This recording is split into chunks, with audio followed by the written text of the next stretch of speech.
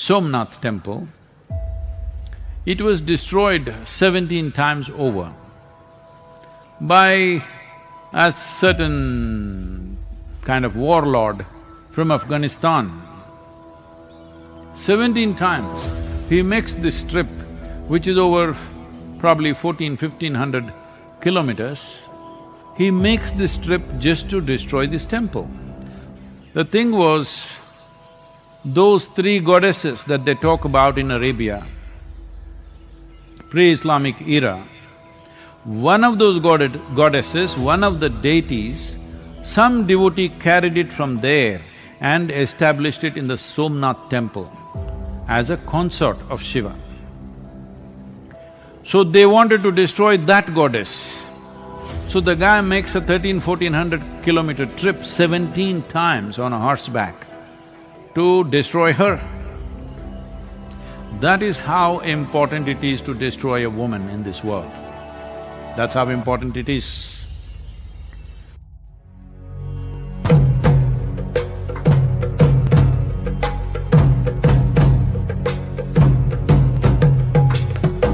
This question is from Siddharaj. Namaskaram Sadhguru. Devi is a manifestation of divine, and you said many Devi temples all over the world were destroyed. I would like to know, why was Devi not able to protect herself? Oh. Well, yes, it is a fact that the worship of the divine in the feminine form was hugely prevalent in the present-day Europe, Arabia, Central Asia, all these places. But it has managed to live only in this part of Asia still. In other places, it's been violently uprooted. Well, maybe a better documented version of uprooting the divine feminine is, all of you have definitely heard of,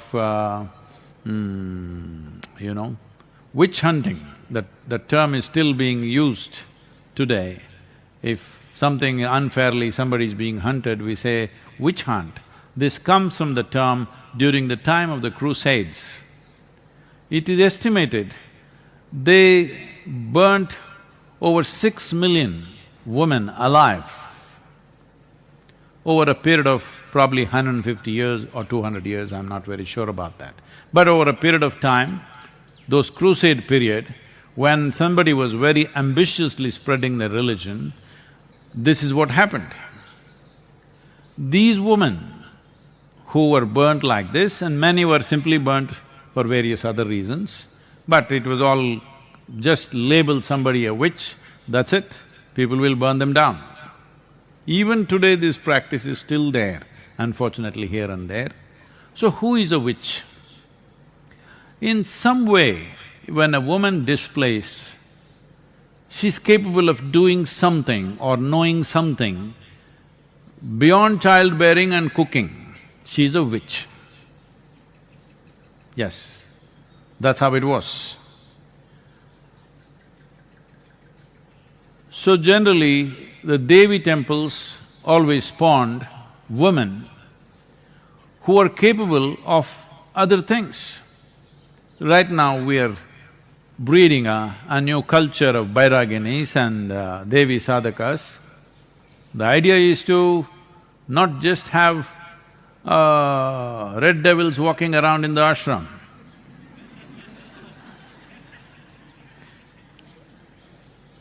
The idea is, slowly divinity walks around. They may take their time, but gradually to produce what you considered as divine, which you enshrine, must live with legs. So, the divine feminine has been uprooted simply because the Abrahamic way of religious process is purely male-oriented, it's completely masculine. There is no room for feminine to be anywhere there. It's God and His Son, it's God and His messengers, all male messengers, never female, because they're not reliable. They may say something else, because they may know something else, that's the problem. So, because of this, in Arabia, in Europe, in Central Asia, a lot of destruction happened. But there is not a single village in entire India without a Devi temple. And when I went to Somnath temple, it was destroyed 17 times over by a certain kind of warlord from Afghanistan. 17 times. He makes this trip, which is over probably 1500 kilometers. He makes this trip just to destroy this temple. First time I can understand because there was wealth, there was gold and stuff. All right, he looted it, destroyed it, burnt it down and went. Why come second time? Maybe little more wealth. But after that, there was no wealth because people just put up small things. But he came 17 times and destroyed. So I was inquiring, what is it? The thing was, those three goddesses that they talk about in Arabia, pre-Islamic era, one of those goddesses, one of the deities, some devotee carried it from there and established it in the Somnath temple as a consort of Shiva. So they wanted to destroy that goddess. So the guy makes a 1400 kilometer trip 17 times on a horseback to destroy her. That is how important it is to destroy a woman in this world. That's how important it is. Because if you empower the feminine, then all the silly laws all the silly ideologies, laws of heaven and nonsense that you've created, all that will collapse. I will not go into the mechanics of how it'll collapse, but think through this. Suppose you accepted a woman as a god. Suddenly, going somewhere and living well will go away, because that's not the nature of the feminine. It is always masculine. He wants to go somewhere and then live well.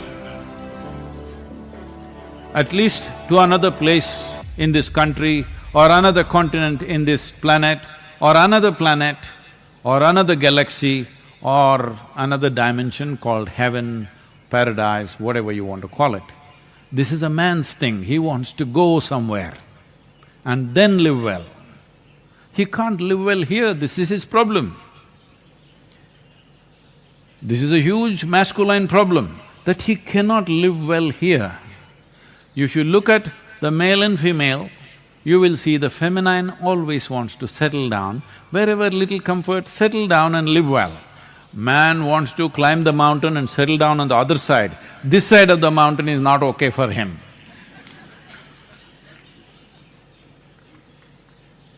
So, if you made a male god and a female god and they were together like Shiva, Parvati, something, you will not want to go anywhere. Even Shiva settled down in Kashi because of Parvati. He's a wanderer. But during the winter months after he got married, he found she was finding it very difficult to be in high altitude in Himalayas. For her sake, he came down to Kashi, but then he also started liking it so much. For a long time, he did not go back. So, feminine always brings settling down, masculine wants to propel somewhere. That propelling, too much propelling, we need some propelling, of course. Too much propelling is causing enormous destruction on all levels of life. Today, a whole lot of people have started philosophizing only because we overdid our economy, viruses come to neutralize our economy.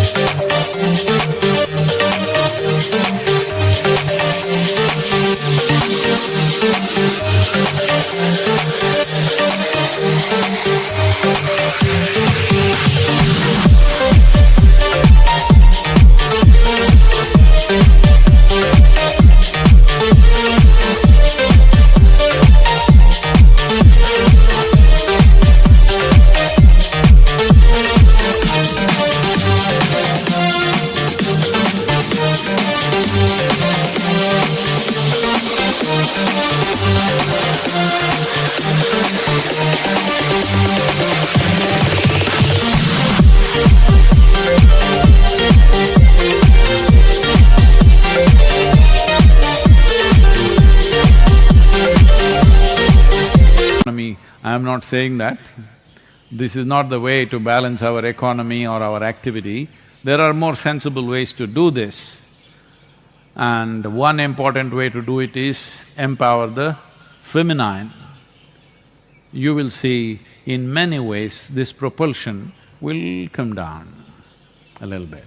Either you must be inward oriented, then you can sit here. Or you are in some way bound to a woman, then you will sit here. Otherwise, single man can't control him, he's all the time on. If you are inward oriented, very effortlessly you will sit. Otherwise, a woman can tie you down. In many ways, the economy and the destruction of the planet has still not gone to that place where it's not irreversible, simply because most men still need a woman. Very few men who can live without a woman.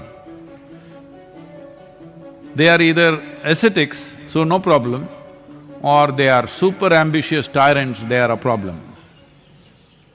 Yes. So, has Devi been destroyed? Well, I'm telling you, she's all over this country. In every village. There may be no temple for a male god in a village, but always there is a temple for a Devi.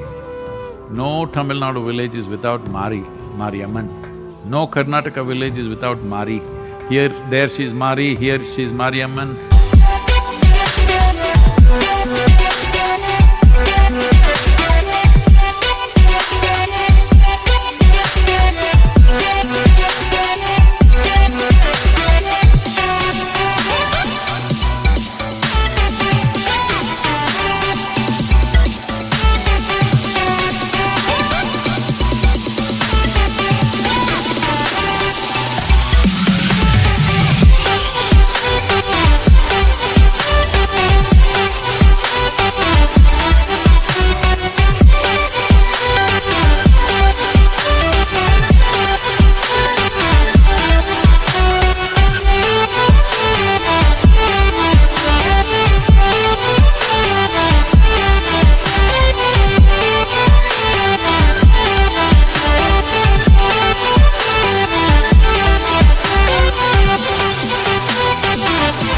Somewhere else she's Kali. She's good at taking on lots of names. So, why couldn't she take care of herself? This is the nature of a woman, that if it's getting too ugly, she won't be there. She will go and settle where it's conducive. That's exactly what she's done. We must take care of her.